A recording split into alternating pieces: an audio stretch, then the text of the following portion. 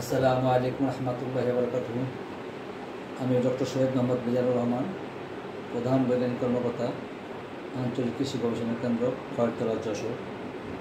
আমি যদিও কৃষি গবেষণায় কর্মরত আছি, কিন্তু আমার স্টুডেন্ট লাইফ থেকেই আমি আবার অবসর টাইমে, বিশেষ করে শুক্রবার শনিবার বন্ধের দিন, ছাত্রদের কিছু জ্ঞান দানের কাজ করি।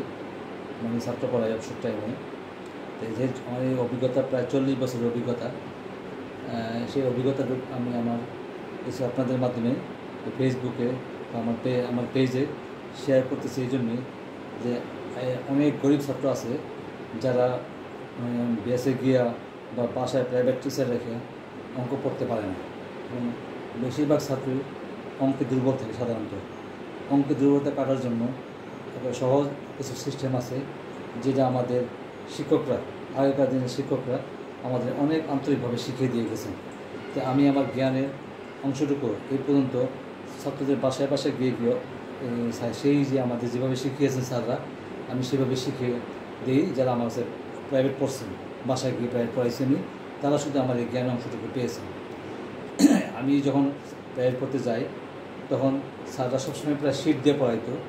তো আমি তো আগেই বলছিলাম স্যারদেরকে, স্যার আমাকে যদি শিট দিয়ে পড়ান তাহলে তো আমি ছাত্র পড়াইতে পারবো না, আমাকে অঙ্কের বেসিক ধারণা দিয়ে দেন। তখন স্যারে বললো কি যে একটু বিরক্ত ভাব প্রথম প্রকাশ করেছিল, কিন্তু প্রতিটা ঠিক আছে বস, এই ব্যাচে চলে যাক, পরে ব্যাচ আসার আগে মাঝখানে টাইম তো বেসিক ধারণা দিয়ে দেবো। এইভাবে 2-3 দিন বেসিক ধারণা দেওয়ার পরে স্যারে দেখলো যে আমার অঙ্ক শেখার প্রতি অনেক আগ্রহ।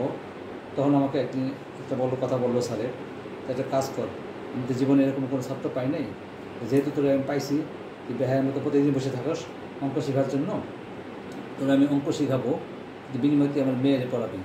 তা আমি বললাম ঠিক আছে, আলহামদুলিল্লাহ। তা আমরা 10 জনের বেসে পড়তাম। তাই সেই ক্ষেত্রে তখন স্যার আমাদের কী করলো, আমার বেসে আমি অঙ্ক শেখার পরে, ইন্টারমিডিয়েটের কথা বলতেছি, অঙ্ক প্রায় পড়ার পরে আবার সাথে সাথে আমি স্যারের বাসায় যেতাম স্যারের মেয়েরে পড়ানোর জন্য। তাই এইভাবে আমি আমার বেসে আমি দিতাম 300 টাকা করে, আর স্যারে আমাকে 500 টাকা করে দিত প্রতি মাসে। তাই দেখা গেলো যে আমার স্যার আমাকে খুবই মায়া করতো। হিন্দু স্যার ছিল, কিন্তু আমার অঙ্ক শিক্ষার গুরু ছিল সেই রাধানাথ স্যার, গাজীপুরের ভল কলেজের উনি প্রফেসর ছিলেন। আলহামদুলিল্লাহ, সেই যে আমাকে যে অঙ্ক শিখিয়ে দিয়ে গেছেন, সেই অঙ্ক এখন বেশি ধারণা দিয়ে আমি এখনও আমার ছাত্র যত ছাত্র আছে 40 বছর পর্যন্ত আমি ইন্টারমিডিয়েট ছাত্র ইজিলি এখনও পড়াইতেছি। 9, 10 ইন্টারমিডিয়েট এই 2 ক্লাসের বেশিরভাগ ছাত্র পড়াই, আমি 8-এর ছাত্রও পড়াই। এখন আমি আমার জ্ঞান অংশটুকু আমি চাচ্ছি যে বাংলাদেশের সাধারণ কৃষকরা, সাধারণ ছাত্ররা যাতে পায়, সেই জন্য আজকে আমি আপনাদের সম্মুখে হাজির হয়েছি। আমার এই চ্যানেলটা আজকে প্রথম নতুন খুলছি আপনাদের জন্য। ছাত্র ভাইরা যারা আছে, ছাত্র ভাই বোনেরা, তারা যদি মনোযোগ সহকারে আমার এই ক্লাসগুলো একটু দেখেন, আমি 7 হোক, 8 হোক, 9 হোক, 10 হোক, ইন্টার হোক, আমি সব ক্লাসে ধীরে ধীরে পার্ট 1, পার্ট 2 এরকম করে আমি লেকচারগুলো দেব। সেই লেকচারগুলো যদি আপনার মনোযোগ সহকারে শুনেন এবং খেয়াল করেন, তাহলে আপনাদেরকে প্রাইভেট করতে হবে না। এবং বিশেষ করে যারা অনেক দরিদ্র ছাত্র আছে, যারা অঙ্ক প্রাইভেট পড়ার জন্য তাদের বাবা মা সেই টাকাটা বহন করতে পারেন না, সেই জন্য আমি আপনাদেরকে রিকোয়েস্ট করব যে এইসব ছাত্র ভাইরা যারা প্রাইভেট করতে পারেন না, তারা অন্তত আমার ক্লাসটা মনোযোগ সহকারে শুনেন, তাহলে আপনার অনেক উপকার হবে। তো আজকে আমি প্রথম শুরু করতেছি। আমার নামটা ব্যাগ করে রেখে দিয়েছি, ডক্টর সৈয়দ মোহাম্মদ মিজানুর রহমান, প্রধান বৈজ্ঞানিক কর্মকর্তা, আঞ্চলিক কৃষি গবেষণা কেন্দ্র, খয়েরতলা, যশোরে আমি কর্মরত আছি। আমি শুক্র শনি চলে আসি মিরপুর কাজীপাড়াতে আমাদের নিজস্ব বাসায়। তো সেখানে বাসায় আমার এই বোর্ডটা আমি সেট করেছি শুধুমাত্র আমার জ্ঞানটুকু আপনাদের মাঝে শেয়ার করার জন্য। তো আমি আজকে প্রথমেই শুরু করব। আমার নিচে আমার ফোন নাম্বার দেওয়া আছে 01819448805। আমি আজকে প্রথম শুরু করব ক্লাস 7, 8, 9, 10 এই 4 ক্লাসের প্রধান যে সূত্রগুলো লাগে অঙ্ক করার জন্য, সেই সূত্রগুলো আমি আজকে দিব। সেই সূত্রগুলো এবার পার্ট 1, এটা আমার লেকচার হলো পার্ট 1। লেকচার হলো পার্ট 1। আমি প্রথম শুরু করি 1 নম্বর। আমি এখন আমার এই নামটা মুছে ফেললাম। আমার নামটা যেহেতু আপনারা সবাই দেখতে পাচ্ছেন, ডক্টর সৈয়দ মোহাম্মদ মিজানুর রহমান, প্রধান বৈজ্ঞানিক কর্মকর্তা, আঞ্চলিক কৃষি গবেষণা কেন্দ্র, খয়েরতলা, যশোর। আমার ফোন নাম্বার 01819448805। তো প্রথম আমার 1 নম্বর সূত্রটা আমি যেটা লিখতেছি, এটা রাখবেন আপনারা, a + b² সমান সমান কি আসে আমাদের a square plus 2ab plus b square a plus b whole square তার মানে হলো a প্লাস b কয়বার আছে? দুইবার আছে। দুইবার যদি আমি অন্য জায়গায় গুণ করি, দেখেন a প্লাস b তাহলে আমার কি আসে? a দিয়ে a কে গুণ করলে হয় a স্কোয়ার, a দিয়ে b কে গুণ করলে হয় ab। a দিয়ে যখন গুণ করবো তখন b টা ঢেকে রাখবো, b ঢাকা থাকবে। এবার আবার যখন b দিয়ে গুণ করবো তখন a ঢাকা থাকবে। তো b দিয়ে গুণ করি এখন আবার a দিয়ে b দিয়ে গুণ করলে ab, যেহেতু এটার সাথে মিলে গেছে তাহলে এটা নিচে বসাইলাম প্লাসে ab, এ প্লাসে প্লাস b আর b গুণ করলে b স্কোয়ার। তাহলে আমার কী হলো?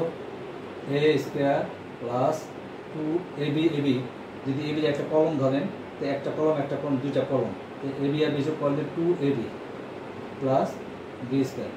এখন দেখেন এইটা আর এটা পুরোপুরি মিলে গেল a square plus 2ab plus b square. আমরা যদি এইভাবে গুণ করে করি তাহলে আমাদের সময় লাগবে অনেক বেশি, এই জন্য আমরা সূত্রটা মুখস্থ করে ফেলি। এখন আবার ঠিক একই রকম যখন আমরা a plus b whole square সূত্র আরেকটা আছে, এটাকে বলা হয় অনুসিদ্ধান্ত।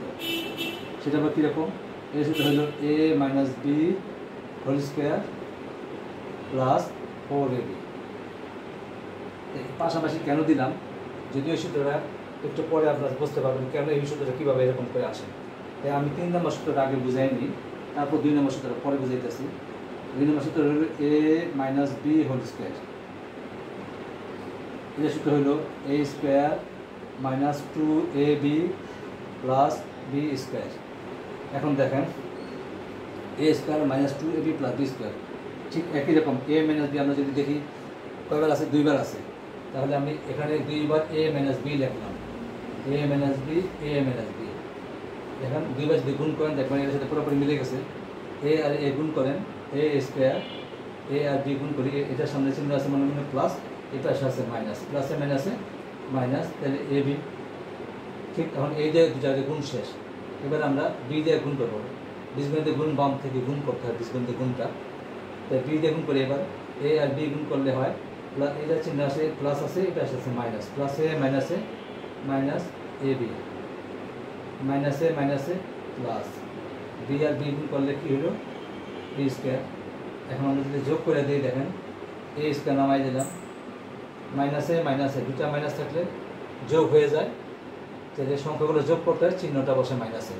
তাহলে এবি যদি কলম ধরি, এবি একটা কলম এবি একটা কলম, তাহলে দুইটা কলম হলো minus 2ab plus b square.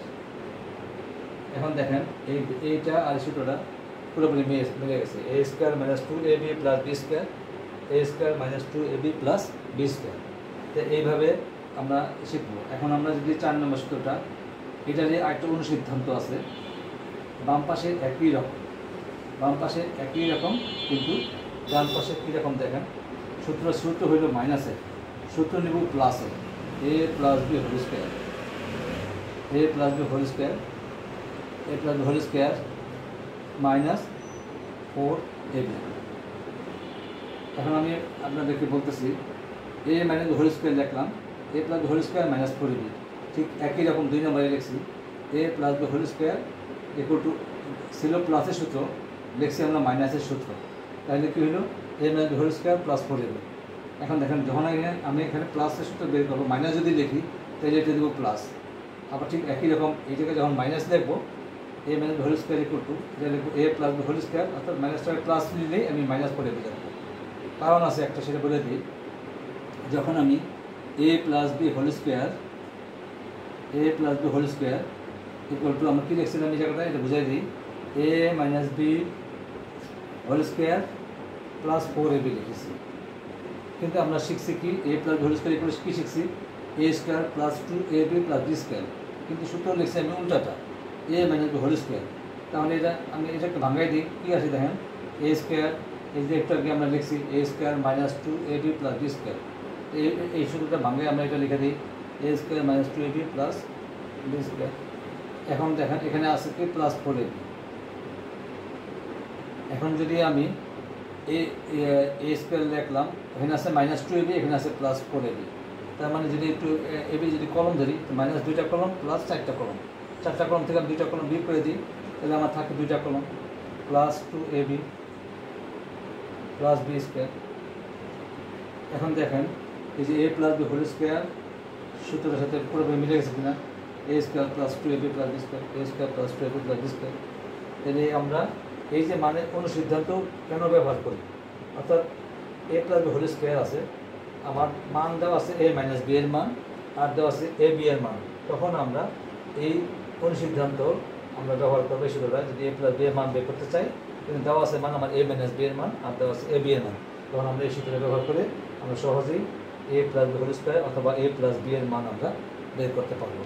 ঠিক একই রকম যখন আমরা a - b হোল স্কোয়ার যে জিনিসটা অনুসিদ্ধান্তের সূত্রটা লিখেছি, a - b হোল স্কোয়ার করলে কী লিখেছি আমরা, a + b whole square -4ab। এখন এটাকে এই সূত্রটা ভাঙিয়ে দিই আমরা, a square + 2ab + b square minus কত আছে 4ab। এখন আমরা যদি এই জিনিসটা দেখেন, এই যদি এবি কি কলম ধরি, প্লাস 2টা কলম, এখানে আছে -4টা কলম, তাহলে কী হলো a স্কোয়ার -4টা কলম থেকে 2টা কলম চলে গেলে থাকে আমার 2ab + b স্কোয়ার। এখন দেখেন a - b হোল স্কোয়ার, যে এই যে সূত্রটা a - b whole square a square - 2ab + b square চলে আসছে। অর্থাৎ যদি মাইনাস সূত্র আছে কিন্তু আমার মান দেওয়া আছে প্লাসের এবং ab এর মান দেওয়া আছে, তখন আমরা এই অনুসিদ্ধান্তের সূত্রটা ব্যবহার করব। আর তা না হলে নর্মাল সূত্র যেটা a - b whole square a square - 2ab + b square, আমরা সবসময় এটা ব্যবহার করব। এইভাবে আমরা বীজগণিত জিনিসগুলা যদি আমরা নিজেরা খুব ছোটো ক্ষুদ্র জিনিসগুলা নিজেরা প্রমাণ সহ শিখি, যে সূত্রটা যদি ভুলেও যায়, তাহলে আবার এই ভাঙ্গে গুণ করে নিলে আমার সূত্রটা কোনো আমি ভুল লিখছি কিনা বা শুদ্ধ লিখছি কিনা সেটা আমার প্রমাণ আমি নিজের টাইমে বের করে দিতে পারবো। অনেক সময় খটকা লেগে যায় যে a - b হোল স্কোয়ার বা a + b হোল স্কোয়ার কোনটা লিখবো, তা আমি সূত্রের সাথে সাথে ভাঙ্গাই লিখবো, যেটাই লিখি ভুল করে আমি যদি এটা মাইনাসও লিখি, যদি প্লাসও লিখে ফেলাই, তাহলে আমার সূত্রের ফলাফল যদি দেখা যায় ওই মূল সূত্রের সাথে না মিশে, তাহলে বোঝা যাবে আমারটা প্লাসের ভুল হয়েছে কোনো হয়েছে, বা প্লাসটা মাইনাস হয়ে গেছে, মাইনাসটা প্লাস হয়ে গেছে, এরকম ভুল হইতে পারে। সেই ক্ষেত্রে আমরা ভাঙ্গায় দেখবো যে আমি ভাঙ্গাইলে পরে সেই আগের মতো রেজাল্ট আসে কিনা, যদি আসে তাহলে বুঝতে হবে যে আমার সূত্র লেখা ঠিক হয়েছে। বীজগণিতের ক্ষেত্রে এই জিনিসটা খুবই ভালো মতো খেয়াল করতে হবে। আর সবসময় যোগ আর বিয়োগের ক্ষেত্রে, যখন আমরা যোগ আর বিয়োগের ক্ষেত্রে আমরা কী করবো, যোগ আর বিয়োগের ক্ষেত্রে মনে রাখবেন প্লাসে প্লাসে প্লাস খেয়াল রাখবেন। যোগ আর শুধুমাত্র যোগ আর বিয়োগের ক্ষেত্রে বলেছি, 2টা প্লাস হইলে প্লাস, 2টা প্লাস হইলে প্লাস, প্লাসে মাইনাসে মাইনাস, প্লাসে মাইনাসে মাইনাস, প্লাসে মাইনাসে মাইনাস মানে কি আমরা বিয়োগ করবো, কিন্তু খেয়াল রাখতে হবে আমরা যে বিয়োগ করবো, কিন্তু যদি প্লাস চিহ্ন বড় হয়, যদি প্লাসের মান বড় হয়, মনে করেন +4 -2, এক্ষেত্রে দেখেন আমার প্লাসের মানটা বড় 4, তো সেক্ষেত্রে 2 বিয়োগ করলে 2 বসবো, কিন্তু চিহ্ন বড় কোনটা প্লাস, তাহলে প্লাস আর দেওয়া লাগবে না, কিন্তু যদি মাইনাস চিহ্ন হইতো, যেমন মাইনাসে প্লাসে মাইনাস, এখন যদি -4 হইতো আর +2 হইতো, তাহলে আমরা দেখেন -4 মানে মাইনাস চিহ্নটা বড়, +2টা ছোটো, তাই প্লাসে মাইনাসে মাইনাস মানে বিয়োগ করতে হবে। এইটাও ছিল প্লাসে মাইনাসে মাইনাস মানে বিয়োগ করতে হয়, তো এইটাও যদি বিয়োগ করতে হয়, তাহলে আমরা বিয়োগ প্রথম 2 দেখলাম, কিন্তু চিহ্ন বড় দেখেন মাইনাস, তো সেই ক্ষেত্রে আমরা একটা মাইনাস চিহ্ন দিয়ে দেবো। অর্থাৎ যে চিহ্নটা বড়, যে যোগ আর বিয়োগের ক্ষেত্রে আমরা কী করবো, যদি দেখি যে প্লাস চিহ্ন বড়, তাহলে আমরা প্লাস চিহ্ন বসাবো, আর যদি মাইনাস চিহ্ন বড় হয় তাহলে মাইনাস চিহ্ন বসাবো। আর যদি 2টা মাইনাস হয়, মাইনাসে প্লাস, কিন্তু চিহ্ন বসবো মাইনাসে, মাইনাস 2টা মাইনাস হলে সংখ্যা 2টা যোগ করবো, যেমন মনে করেন -4 -2, ফলাফল কি লিখবো 6 লিখবো ঠিকই, কিন্তু চিহ্ন বসাবো মাইনাস, কারণ ওই যে আমরা শিখছি মাইনাসে প্লাস, চিহ্ন বসে মাইনাসে। এটা আমাদের যোগ বিয়োগের ক্ষেত্রে এই জিনিসটা খুবই খেয়াল করতে হবে। আর যদি আমার পূরণ আর ভাগের ক্ষেত্রে এই দুটোর ক্ষেত্রে আমাদের কী করতে হবে, 2টা প্লাস চিহ্ন হলে ঠিকই প্লাস বসে যাবে, একটা প্লাস একটা মাইনাস হলে ঠিকই মাইনাস বসে যাবে, 2টা মাইনাস হলে ঠিকই প্লাস বসে যাবে। যেমন একটা উদাহরণ দিয়ে বুঝাই দিই, 2 × 2, 2 দোকানে 4, একটা প্লাস একটা মাইনাস, 2 × -4, যেহেতু একটা প্লাস দিলাম, +2 আর -4, তাহলে কী হলো, এটা আছে প্লাস, এটা আছে মাইনাস, প্লাসে মাইনাসে দেখেন মাইনাস দিতে হয়, একটা মাইনাস দিলাম, 4 দোকানে 8।